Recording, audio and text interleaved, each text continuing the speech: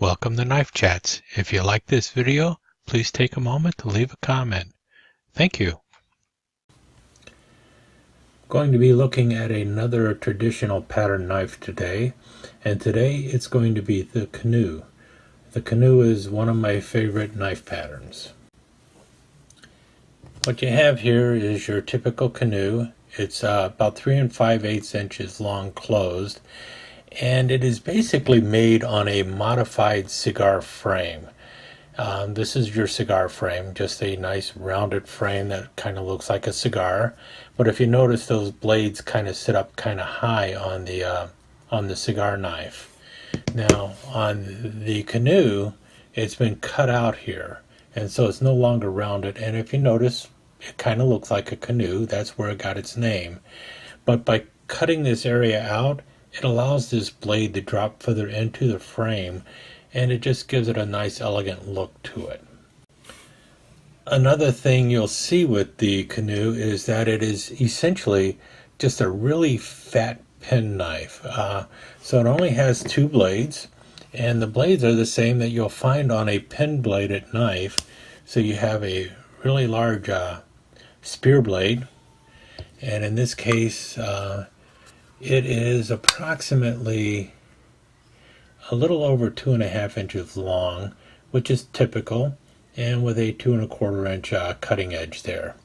And the other blade on it, like any pen knife, is a pen blade. Of course, it's a much fatter and thicker blade, 2 inches long here, and about 1 3/4 inches or 1 3/4 inches for the cutting edge on the pen blade. Now let's compare that to a pen knife. Pen knives tend to be about 3 inches or 3 1/4 inches long, so they're a lot smaller, and as you can tell, the blades are much smaller and thinner. Matter of fact, this is the spear blade on the pen knife, and if we look at the pen blade on the Canoe, the pen blade on the Canoe is actually larger. So it's almost like it has a small spear blade and a large spear blade, and they're much fatter, as you can tell. But this is what your basic Canoe looks like, 3 5/8 inches long with these 2 blades. That is the standard for the Canoe. Of course, this frame has been used for several other types of knives, and let's take a look at a few of those. Outside of the standard Canoe, probably the most common one that you will find is called a butterbean by Case. Other people will call it a mini Canoe or a baby Canoe. Case has the trademark for butterbean, I believe. And it will look basically like a Canoe, but only smaller. In this case, it's sitting on a 2 3/4 inch frame, or just a 3-inch frame almost. And you've got the same type of blades in it. It's just a smaller version of the Canoe. And so you've got 1.5 inch, 1 1/4 inch blade there, and a 2-inch blade compared to your Canoe. So you see 3 5/8 inches, about 2 3/4 inches. So there's the difference between your mini Canoe or baby Canoe or butterbean by Case versus your standard Canoe here. Now, somewhere along the way, somebody got the bright idea to take a muskrat with its 2 California clip blades and put that on a Canoe frame, and that came to be known as a Longhorn. I'm not sure exactly who came up with it. Here's one by Rough Rider in their Stroke of Luck collection. And quite often the Longhorn will have, like you just saw, 2 clip blades, kind of like a California clip blade, and they often will lock. So they're a back lock on them. And the frame is smaller than your standard Canoe. As you can tell here, it's just 3.5 inches, maybe even less than that. No, yeah, about 3 3/8 of an inch. and so the blades are also shorter, and they're clip blades instead of a pin blade. And you see here just over 2 inches on those blades, and this is usually about the size of the Longhorn. I have seen them larger, I've seen them smaller, but this is something that is basically a modified canoe also, the Longhorn. Let's see here, what else do we have? Another idea was to take a whittler like this, which has 3 blades.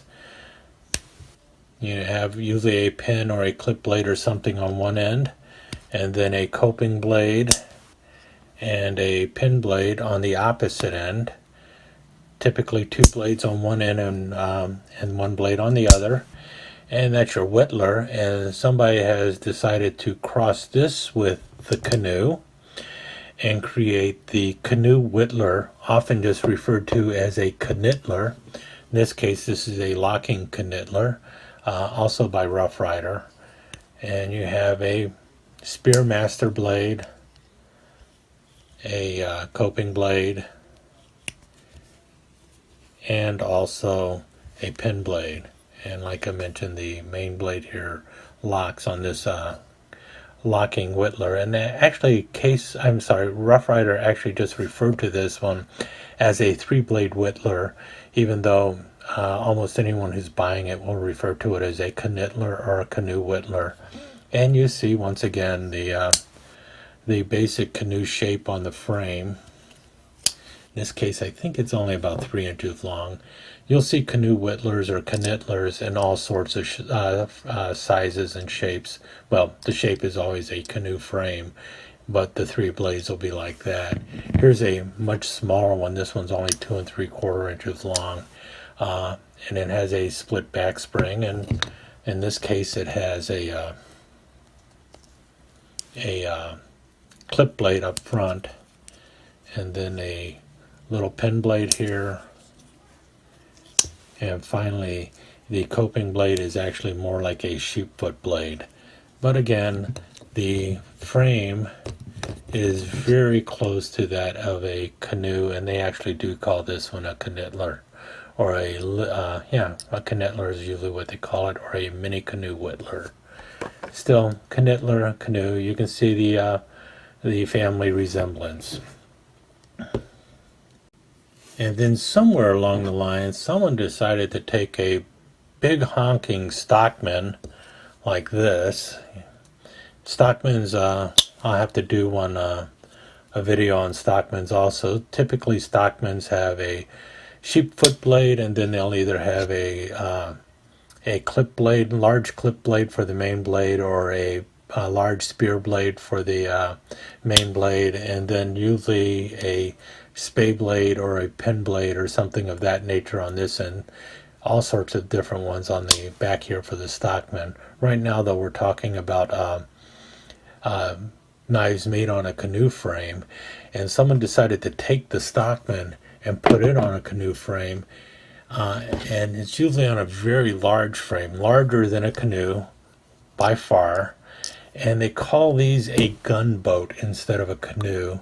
And you see this one, it's almost 5 inches. It's almost 5 inches, 4 3/4 inches.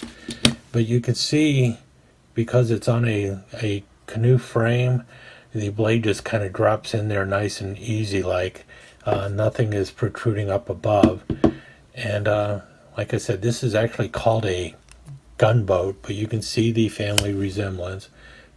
Big Spearmaster blade, and then on the back side you have the other blades that you usually find on a stockman. In this case, a very fat spay blade and a very fat sheepfoot blade. All of them nicely tucked below the line in what is called a gunboat. And you can see the family resemblance to the canoe.